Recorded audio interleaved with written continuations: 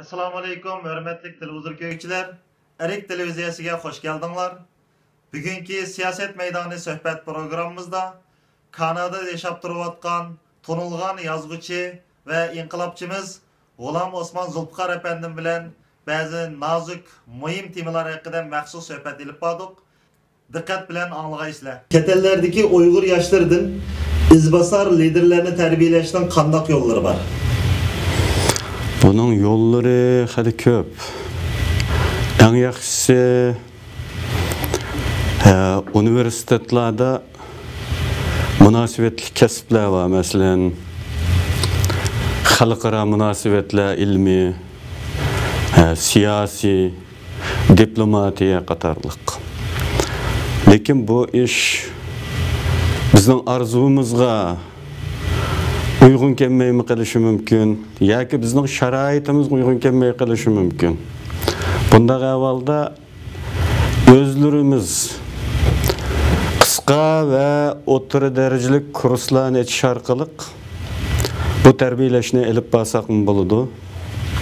Bu tarbiyalashni elib beriladigan bu kurslarni har qaysi tashkilotlar o'zlarining xizmat funksiyasiga qarata o'qitish programmalarini belgilab, bu şekilde elib borsin bo'ldi. Yoki tashkilotlar ara bir hamkorlik ya coordination qilib birlik kelgan holda har tashkilot bir yoki bir necha tarbiyalash obyektlarini avatish orqali ma'lum yerda kurs qilib tarbiyalasin bo'ladi. Rahmet. Bazılar Xitay hükümetinin növbetdeki çekten aşkan bastırış siyaseti Uygurlarını zoravallık yoluga menişki mecburlayotdu dep qarashmoqda. Bununla siz qanday qaraysiz? Bu meselede iki taraf var. Biri istihilik karşılıkla umumen zulüm, besim tüpeylidin partilab çıkıdı.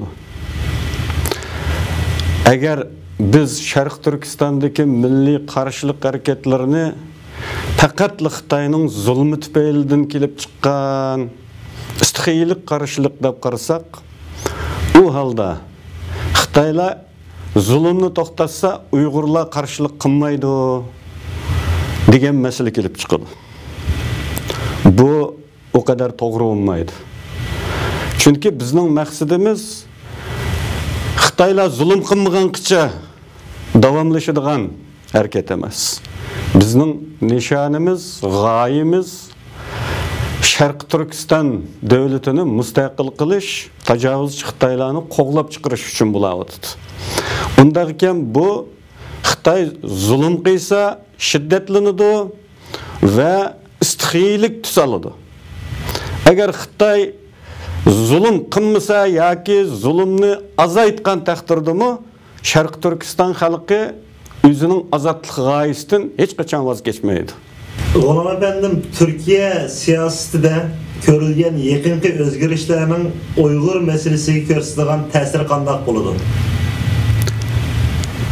Türkiye gerçi bizning qarindoshlarımızning etnik qarindoshlarımızning devleti bo'lsa-mu, o yanılı başka bir devlet olganligi uchun ular o'zlarining siyosatini öz devletinin payda menfaati ve kelgusi taraqqiyoti uchun en uygun bo'lgan shaklda belgilaydi. Agar Sharq Turkiston masalasini qo'llash ularning kelgusi g'oyasi uchun foydali bo'lsa, qo'llaydi. Agar Sharq Turkiston masalasini qo'llash Türkiye hükümeti bilen Xitay hükümetinin diplomatiyasiga, iqtisodiy, savdo va texnika hamkorliklariga ziyon yetkazadigan bo'lsa, u holda Sharq Turkiston masalasini qo'llamaydi. Bu hükümetlerinin almışı bilen münasibetlik emas. Türkiye hükümetinin almışı, Türkiye'de siyasetlerinin yaxşılanyışı, bizning hareketimizga bek cho'ng ta'sir ko'rsatmaydi. Bu Turkiyaning Qiziltashli kitobda belgilangan o'z manfaatini asos qilgan ana siyosatini asos qilib elib beriladi. Shunlashqa bizning bek cho'ng umidvor bo'lishimizning o'rni yo'q. Biz agar bundaq o'zgarishlardan umidvor bo'lsak, buning aqisidan keladigan umidsizlik bizning ruhimizni tushirib yutishi mumkin. Biz ilgarilda ana shunda bir qutubdan bir qutubga ag'adigan bir xil ruhiy kayfiyat ichida bo'ldik. Bir mezgil Sovet bizga yordam qiladi degan umidni kutdik va andan umidsizlik patdik. Aqıdan Türkiye yordam qiladi dedik. Türkiye yordam qilmaydi ekan deb Turkiyani düşman tizimlikka kirgizib qo'ygan siyosiy yo'llarimiz bor. Demak, buningdan biz shu açıq sabaqni hosil qilamizki, biz o'zimizning umidini tashqi kuchlarga bog'lab qo'ysak bo'lmaydi. Bu o'zimizga bog'liq oldi bilan. Rahmat. Uyg'ur qarshiligini Xitoy hukumatı bütün gücü bilen terrorizmga bog'lab tushuntirib o'tdi. Buning G'arb dunyosining Uyg'ur masalasiga qaratidigan siyosatiga ko'rsatgan ta'siri qanday bo'ldi? Bu terrorizm meselesi köp sözlendi. Ben ilgirki kitaplarımda, makalalarda oturup koydum bu meseleni. Her qanday bir hakimiyetning düşmanga ihtiyacı oldu. Düşmanga bo'lgan ihtiyaç shuning uchun kelib chiqdi. Xalqni ittifoqlashtirish, davlatning hakimiyati atrofiga cem qilish uchun düşmanga ihtiyacı oldu. Tashqi düşman vahimasi yaratilganda andın düşman şu davlat xalqi ichki jihatda ittifoqlasha oladi. Masalan, ilgari Amerika boshchiligidagi G'arb davlatlari yoki NATO davlatlari o'zlariga kommunizmni düşman deb belgilagan. Sovet tahdidi orqali o'zining xalqini harbiy xarajatlarga xajlanayotgan, sarf qilinayotgan iqtisodga to'g'ri qarashda bo'lishga yo'llandirgan. Ya'ni pulning ketgan yeri haqida bir adres ko'rsatgan. Uningsiz bir düşman mavjud bo'lmagan ahvolda harbiy hozirliklarga xajlangan pul uchun adres ko'rsatgili bo'lmaydi. Onun için devletlerde biri devlet siyasetini yaxshi yurgizish, xalqning himoyasiga erishish, xalqning vatanparvarlik tuyg'ularini sovutib qo'ymaslik uchun doim kun tartibda bir dushman bo'ladi. Kommunizm yemirilgandan keyin, Sovet ittifoqi tahdidi o'rtadan qolgandan keyin Amerika uchun yangi dushman belgilashga to'g'ri keldi. Bu sebepten bu terrorizm meydana geldi. Bu biz için aytganda bek ciddi münasebetlik deb qaramayman. Çünkü Amerika belgilagan terrorizm asasen O'rta Sharq davlatlarga qaratilgan. Agar Amerika siyosati Xitoy bilan bo'lgan munosabatda ma'lum ehtiyojga duch kelgan vaqtida Xitoyning ra'yiga beqib bizning harakatlarimiz mayli qanchalik insoniy tusasin, mayli qanchalik sabiy ziyon uchirg'uchi tipida tusasin, Amerika yana Xitoyning ra'yiga beqib bu harakatni terrorizm deb e'tirof qiladi. Agar Amerika siyosati Xitoyning orzusiga xilof bo'lishni zarur topsa, o zaman biz minglab Xitoyning kallasini elib etgan bo'lsakmi, Amerika bu harakatni terrorizm demaydi. Shunlashqa bu terrorizm iborasidan bizning qo'rqib ketishimizning hojati yo'q. Bu bizning irodamizga bog'liq emas. Bu Amerika siyosatining Xitoy bilan bo'lgan munosabatdagi temperaturasiga bog'liq.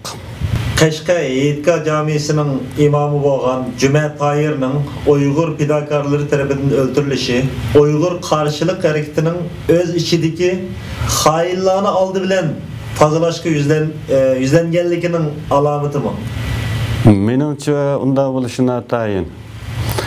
Chunki bizning vatan ichidagi qarshilik harakatlarimiz hali ham sistemalik, plan, programmalik bir qarshilik emas. Tashkillik emas. Uning uchun bu qarshilik harakatlari ma'lum plan, ma'lum g'oya, ma'lum liniya asosida elib berilmayotdi.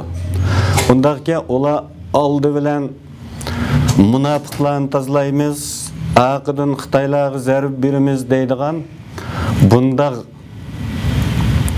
bir ish tartibini belgilayapmidi deb o'ylayman.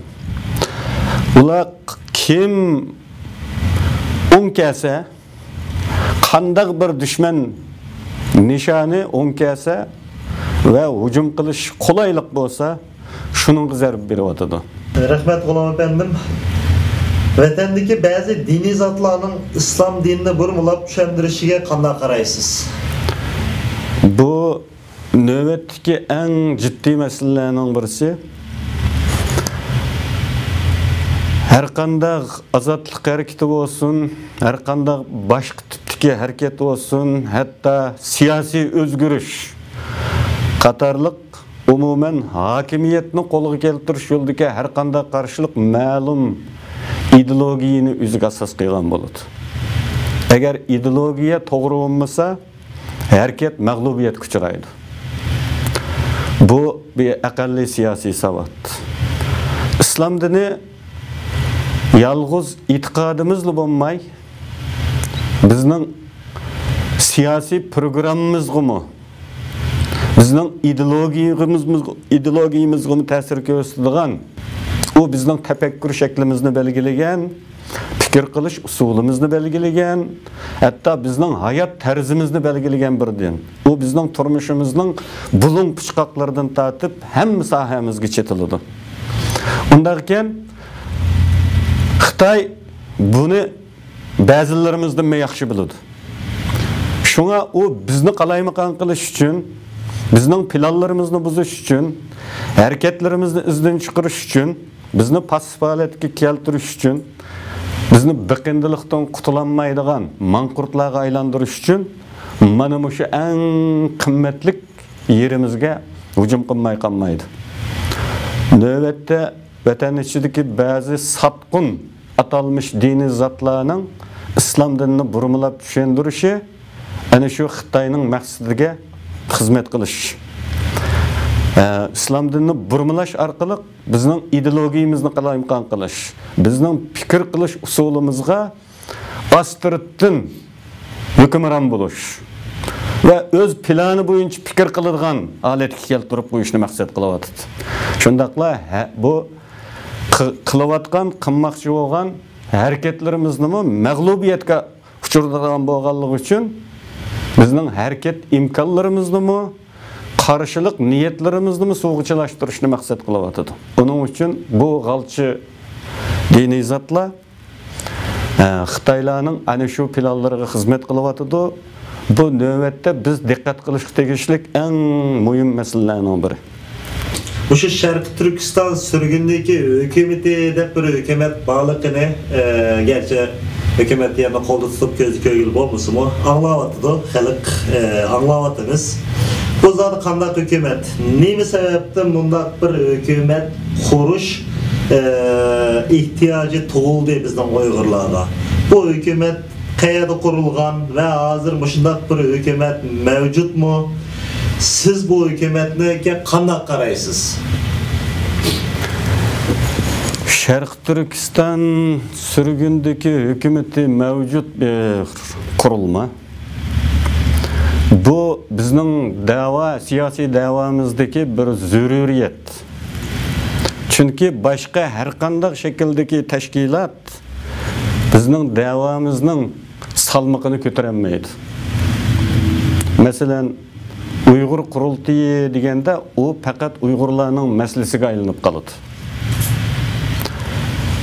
Sharqiy Turkiston sürgündeki hükümeti degendila, andan bu bir devlet davası, bir müstakillik davası buludu.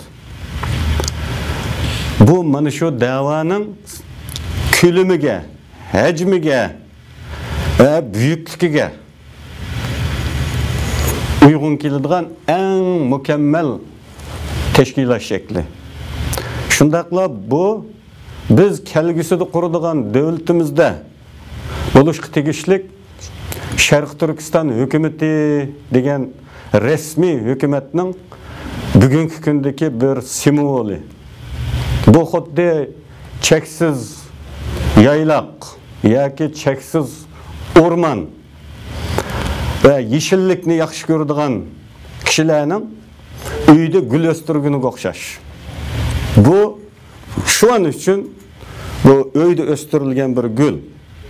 Bu bizning cheksiz güzellikka bo'lgan havisimizdan, muhabbatimizdan tug'ilgan bir simvol.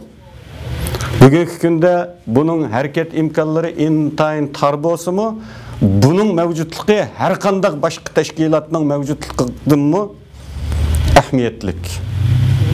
Ben bu Sharqiy Turkiston hukumatiga ana shunday yuqori ahamiyat beraman va buning muhimligini ta'kidlayman. Hörmətli televizor köykülər, şunun bilan bugungi siyoset meydani suhbat programmamiz müşahada yaxlaşdı. Xeyri xoş, kelar qitimliq sonimizni ko'rishaylik.